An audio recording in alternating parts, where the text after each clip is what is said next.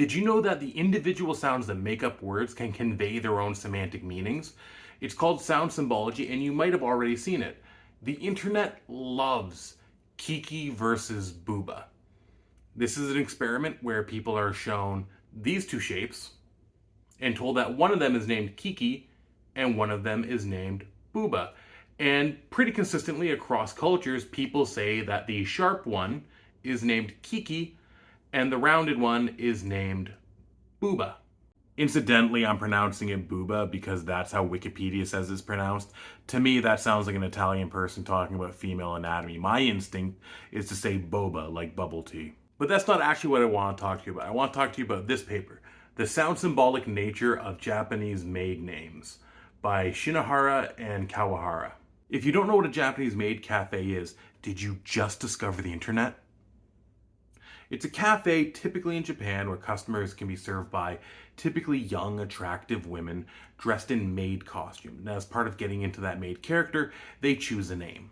The authors wanted to test the hypothesis that these maids would try to present themselves as hyper-feminine and thus would choose names that are more stereotypically female. To that end, the authors surveyed common Japanese names and found that male names, statistically, tended to contain more obstruents, which are sounds where the flow of air is heavily restricted. Meanwhile, feminine names, statistically, tended to contain more sonorants. They then analyzed a series of maid names that were taken from a cafe website, but found that counter to their expectations, maid names do not contain more sonorants than non-maid names. Undeterred, the authors decided to dig deeper and actually went to some maid cafes to interview the maids.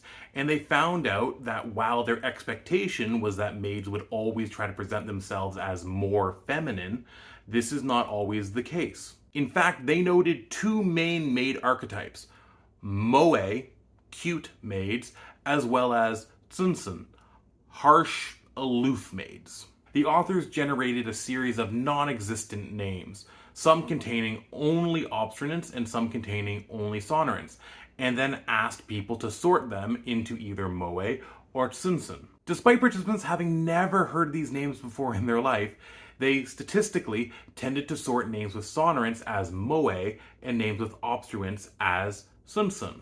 These results would seem to indicate that Japanese people do indeed associate sonorants with softer, more cute personalities, and obstruents with harsher, stricter personalities, which, while not being as clean as women are sonorant, men are obstinate, is still interesting.